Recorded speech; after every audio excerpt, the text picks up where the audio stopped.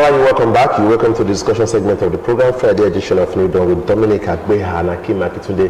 Well, we don't need too much prologue to go into the discussion segment. What is currently happening is what we are, again, brought to the front burner. What we discussed during the headliners is what we are brought to the front burner again. And quickly, we are looking at deadline for validity of NAIRA notes, matters arising. So we have two guests, but one is in the studio already. We are expecting the other, Dr. Abeokuta, a financial expert who has been regular on this issue of NAIRA notes in our studio, is here again to look at this issue with us. Dr. Abeokuta, yes, sir. You're welcome to the program again. Thank you. I know you came in boiling. And I'm boiling, yes. But all right, it's not about boiling now, but we want to look at objectivity. Figures, objectivity. Yes. Once again, you're welcome. Thank you, sir. Yes, let us begin by looking at the president's address yesterday. He addressed the nation.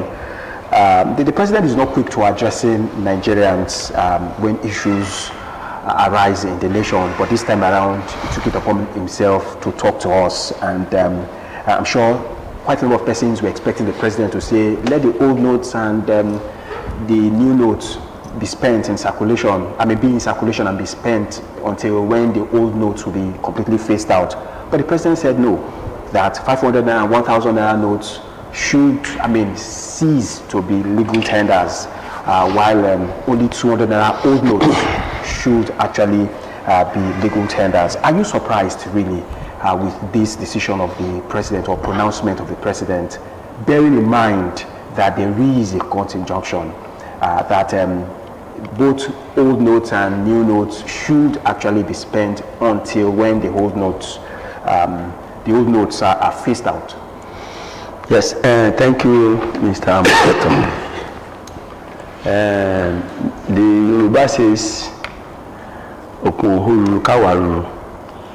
that is the boiling point of an ocean. We should not use it to react. Yesterday, well, the president has tried, because there are certain things in his speech which is good, like the issue of election, go to the polling booth with your independent mind and vote for whoever you think that you have the interest for, which is a very good one. The area where I am surprised is this issue of currency. Number one, it agitated my mind that yesterday was to be the hearing of the Supreme Court. The thing was postponed to 22nd of the period. The following day, the president came out and say certain things that are against the Supreme Court judgment. No matter how good, in a democratic system we have three arms of government: the executive, the judiciary, the what do you call it? Legislature. Now, before now, the National Executive Council, is it of states or whatever do you call it, came out with a decision. The judiciary, the peak of judiciary came out with a decision, which is also in line with what the Council of State came out with. But the peak of the entire thing is the president. I would have loved that speech yesterday if he has directed the commercial bank to take the old money from our people. Because right now our people are in agony, serious agony. And everything about the constitution is, you see, at every point of the judiciary system, of the constitution, they will take public interest as very, very unique. Public interest first. I don't know whether Mr. President see how our people are suffering outside there. How our people are suffering outside there. And within the legal system, they say when the case is before the court, that utterances at that particular time, what it is, it's not really accepted. on that particular aspect of the. Then why? You see that yesterday the Supreme Court is expected to sit. They came around and they postponed the thing to the 20th, and the president came the following day to see what he has said yesterday. I will not say he's our president, he's the father of the house, and we respect him a lot. We respect his view. He is in control of the entire system. But what of the other side?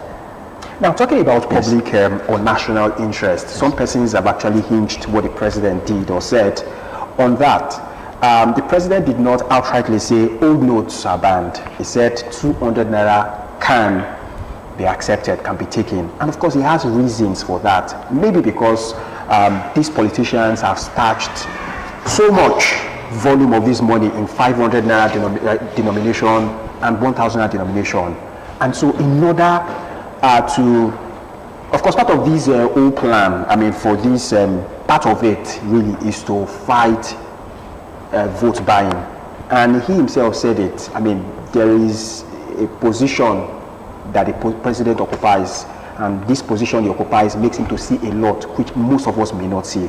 And he said that this policy of his and that of the CBN has to a large extent reduced money politics, reduced interference of money in our politics. Don't you think the president has acted in the interest of the public? Thank you so much. Nobody is against the, you know, we were here sometimes and we supported the issue of cashless policy. Even initially when they came up with the idea that this, nobody can take more than 20,000 naira a day, the company cannot take more than this one. I supported it.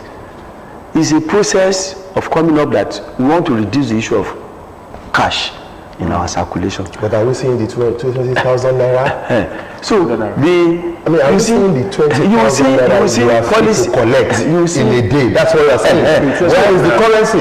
You will see the policy jump shot there. When they come up with that policy, we as technocrats, we see it as something that is good. But the following week or whatever, they come to even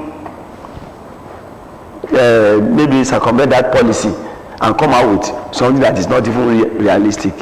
But maybe because the man, the governor of Central Bank was not around, he came back and restored the issue of that 20,000 naira. And at the time when the issue of the naira redesign has started creating hardship, pains for people, which means even that one is no more realistic in the system. All of the ATMs are dry. No ATM is even working now. Nobody is loading ATM. And the banking halls. And the banking hall. Even our people that are going to the banking hall are those, for those who are open. Yes. We'll tell you, yes, we are open, yes. But no cash. So they are even living, those ones that are even going to that bank now to work, they are living in fears because they don't know where the people, because blood, money is the blood of an average individual. If there is no money, either you have it somewhere or whatever, either in cash, even it doesn't even mean in cash. If you have it, I bought something from I think from my area about 6,800. Do you believe up to the last 4 days I was debited and the other guy did not see them? I will still call this money that I don't have that. Don't worry. Online transaction. Is it really perfect or is it really 50% perfect? I am telling you, I have to tell that young guy that please, I cannot say your business should collapse. Even if you don't see it and I don't see it in my own, I will pay you again that one. It will be double expenditure for me. But yes, that takes me to what the Central Bank came out to say. I mean, in the heat of all of this, that people should use alternative means of payment, which is the transaction, transfer that you talked about, online transfer, yes. And even the NAIRA, yes. Which the CBN launched recently. Do you think that has, well, from your experience now, even the online transfer has not really been effective? Yes. But what of the NAIRA that the CBN has? Forget about NAIRA. I even hearing anything about NAIRA. The basis or the foundation of NAIRA is highly faulty. They want to call cryptocurrency. NAIRA is not a cryptocurrency thing. No, some persons have said it appears. Let me come with this question. Okay. I mean, from what we have seen, don't you think the CBN and the federal government, okay, let me say the CBN, are looking at if all this policy are only geared towards the elite? What happens to, for example, research has shown that in Jigawa State, for example, just 18% of the women there have bank accounts, and they are legitimate businesswomen, so to say. In Nigeria as a whole, from the ages of 18 to 45, only 41.8% of this range have bank accounts, and these are the bubbling era. The bubbling, how do you call it? From 18 to 45, you expect them to be computerized and all that. Only 41.8% have bank accounts. After a long queue, after a long time. So, what do you say to this? Why should government neglect the infrastructural development that will make the cashless policy work? Or do they, we want to say they underestimated the amount that is outside with Nigeria when it comes to this issue of bringing your own naira to the bank? First of all, thank you so much. First of all, do they really have the means of advancing cashless policy really? Since we have started the issue of ATM, I didn't remember the year, and I know it's more than 15 or it's about 15 or 20 years, and I can't remember. We are still using 4 digits on our ATM. In the international world, if you are still using 4 digits, you say weak. Until when the thing comes to the level of 8. We have not moved away from that 4 digits. And apart from that, it is only one organization that is taking the internet of the entire nation. And that is why we have been experiencing. Why not the 6 geopolitical zones have one operator in one geopolitical zone, another one not? The whole of Nigeria is only one internet organization that can. I will not mention it. The only one. Since the period we have started the issue of ATM, and that's why you see that by the time during the day now you cannot even transfer. I was to buy certain things yesterday, I couldn't buy because the thing was not going. Do you get it? The issue of the platform for cashless policy, since the day we started, we did not move an inch away from that level. We are still at that level. That means, and you know, the population is increasing daily. The internet outreach is increasing daily. It is after that we now have POS that has joined the queue because of financial inclusion. What we call is the financial inclusion thing. It has also been destroyed. We don't really, you see, even in the president's speech, it was like everything is targeted only towards the politicians. I'm not a politician. And what is their percentage? I'm not a politician. What is their percentage? What is their percentage? Every buying is also in terms of the politicians. This or that towards the politician. Lot of other. Look at our population. We are still finding it difficult to have the actual figure. Since the day they have been coming out with the census, when have they come out with the figure that is accepted to? At the end of the day, we end up with estimate. A father in the house that doesn't even know the number of the children, actual number of children he has in the house, it will be very difficult for him to really maintain the entire system there. So it's a very big, the other time I said, our problem is complex.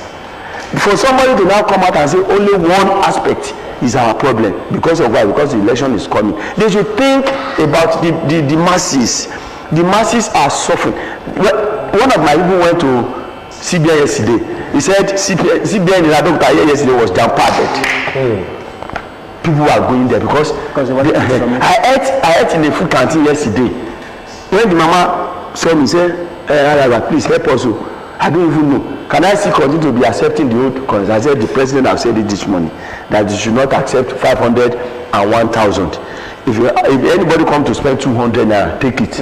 But the president has come out to say that you don't accept 500 and 1,000 naira. I was even standing with the woman because people are still convincing. Yesterday night I was in the petrol station.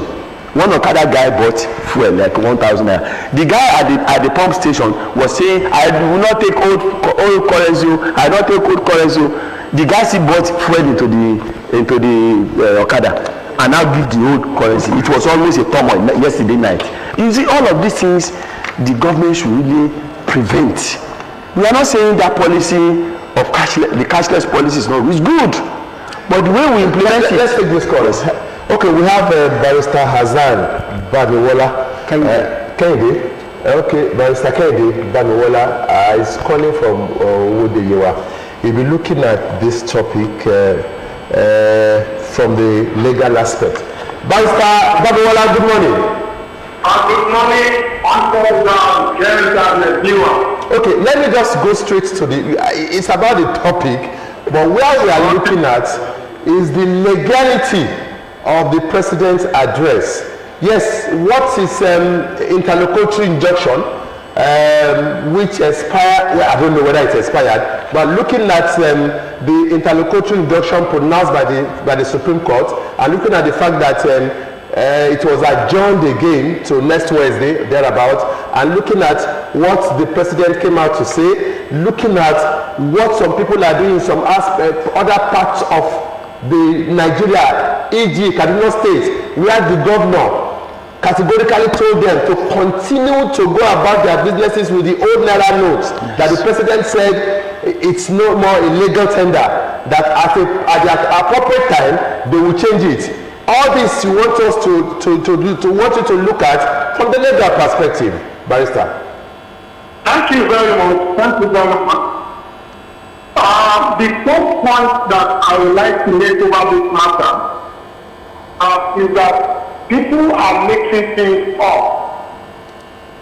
First of all, the interlocutory injunction that was referred to, the duration of that interlocutory injunction is just 7 days.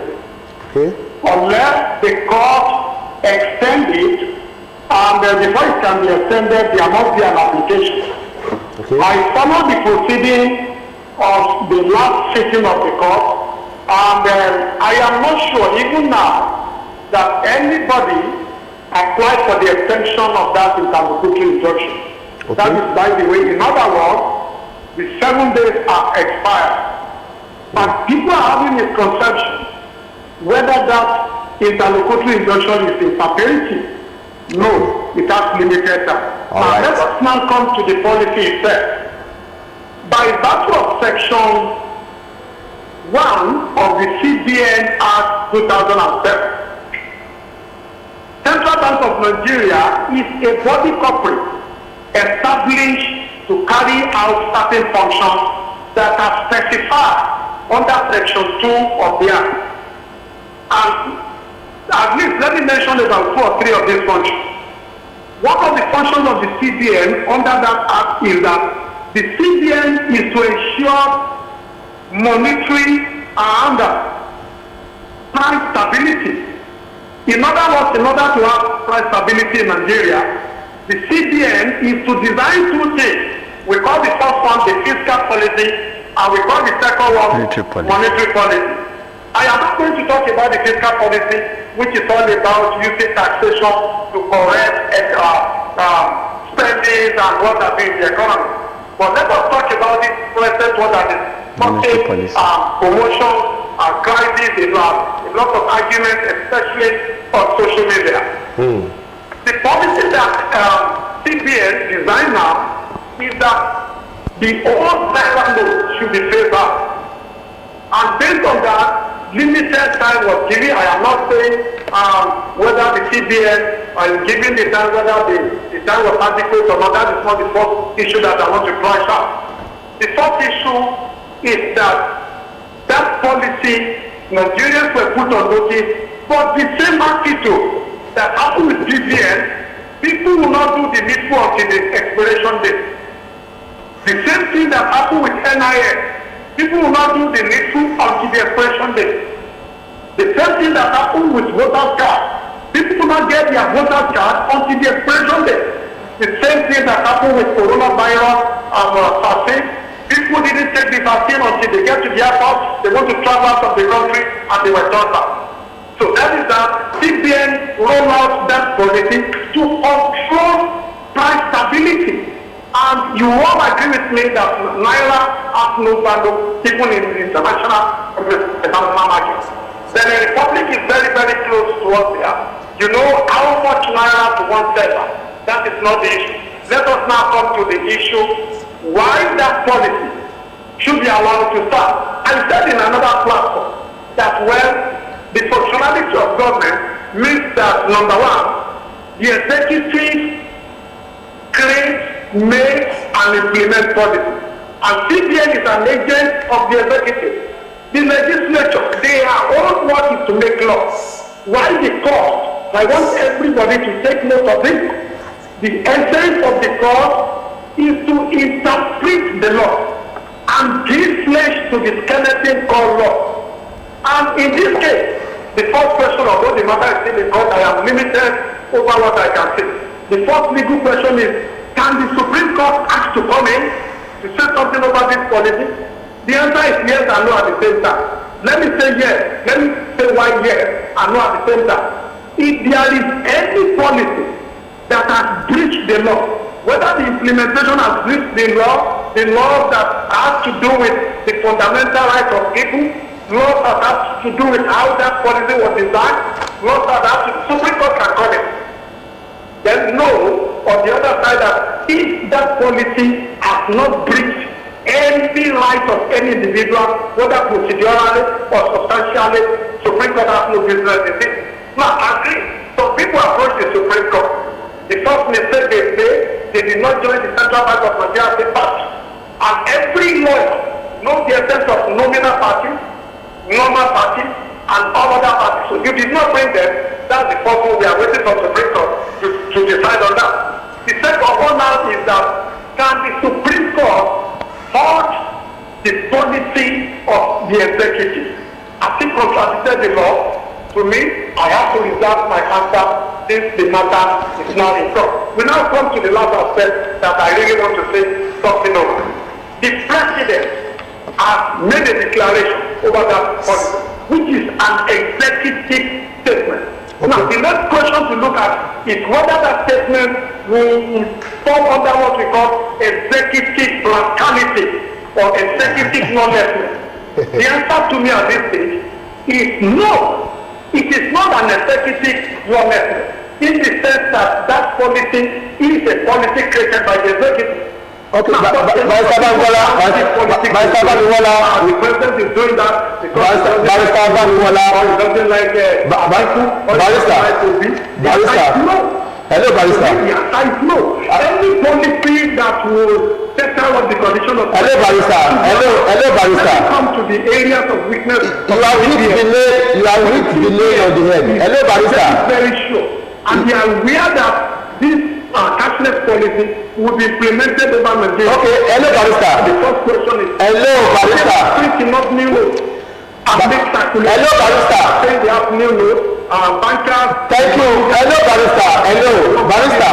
They are the ones telling Barrister is well listening to us. Hello, Barrister. They should tell that story to somebody. Okay. Thank you, Barrister. Thank you. What are they doing? Hello, Barrister. For the statement of the president is has said it, and to me, with due respect to others, according to my law teacher, Professor Everybody, he will always say two lawyers, three opinions. That's my opinion. There is nothing wrong with the president's statement, as far as I'm concerned. But the last one that I'll come to. Hello, Barrister. Just a governor of the state. Hello, Barrister. Let's stop there. Let's stop there for now because of our time. Thank you very much. Let's stop there for now because of our time. You have told us that the president has acted in the ambient, within the ambient of the law. And of course, you have told us a whole lot of things that we needed to know from the legal angle. We'll just take this short break before we end this segment because somebody who was supposed to be here with us he just came in now, and we want him to say something based on this research, particular research that I'm going to reel out to him. But we'll take this break, we'll be back. And of course, the guest for our second segment is also in the house already. It promises to be very interesting this Friday. We'll be right back.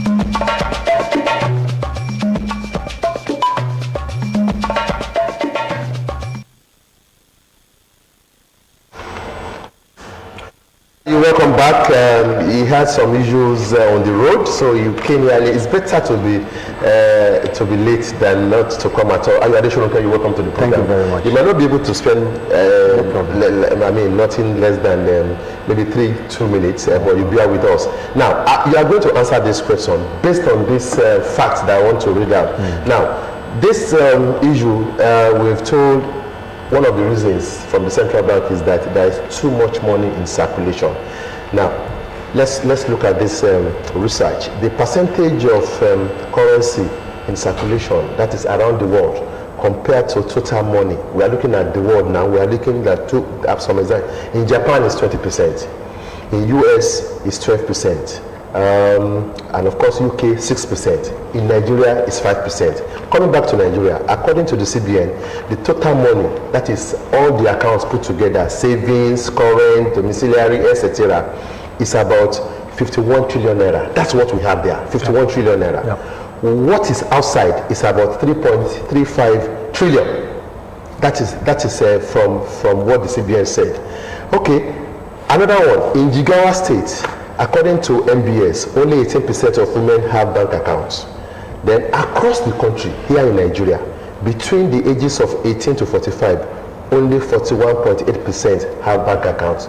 How do you correlate all this and not want to think that the issue of saying money in circulation is actually ridiculous? Let's look at it first from this point of view. CBN is not just trying to mop up the cash. CBN is concerned about the cash that is not active in the economy. Cash that is tagged.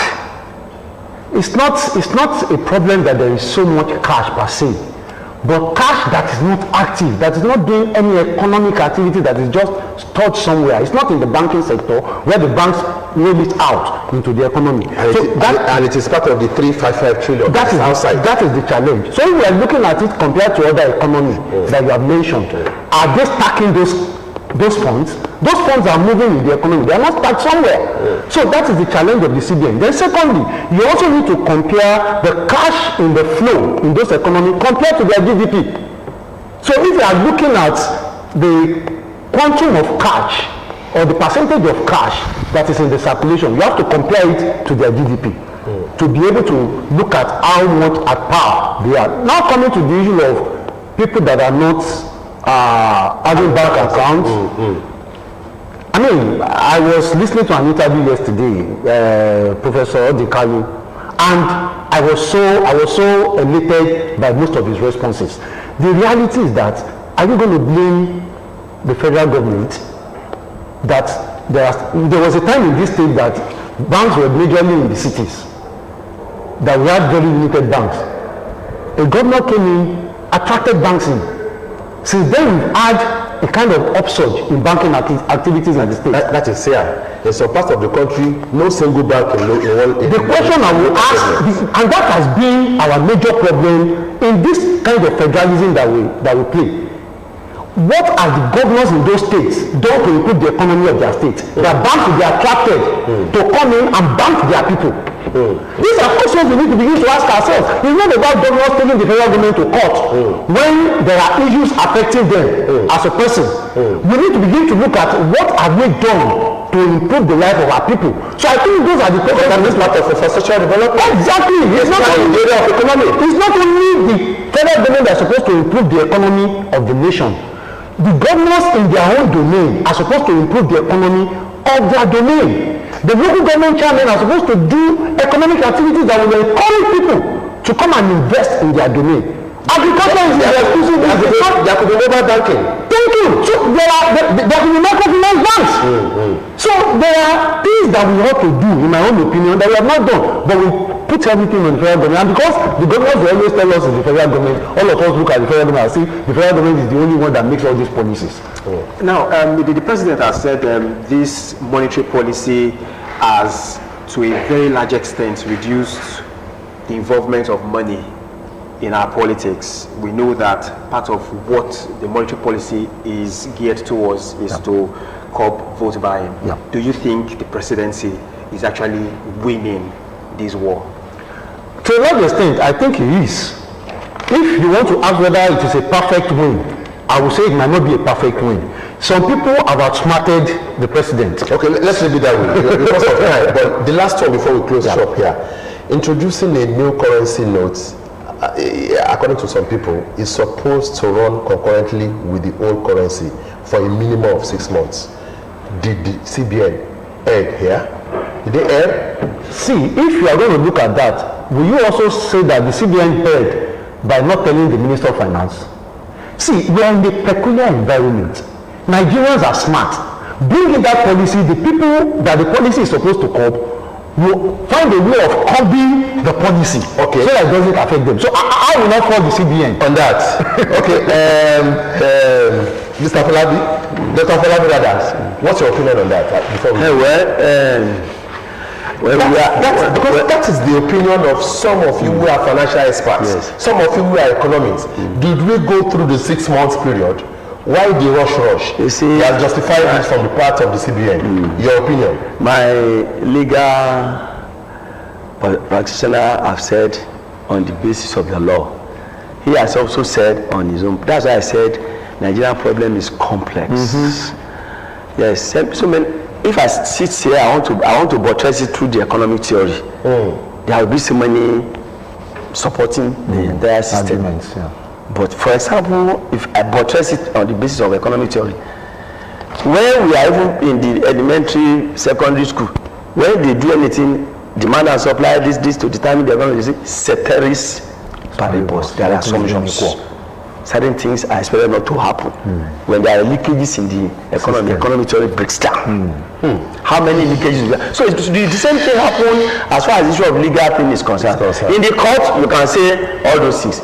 But practically, what are our people, the agony our people are facing outside there? Nobody is saying that the cashless policy is not. I supported cashless policy wholeheartedly. Even when they talk in terms of 20,000, I say thank you very much. We are ending with that question, and of course, the way to answer that question is Dominic.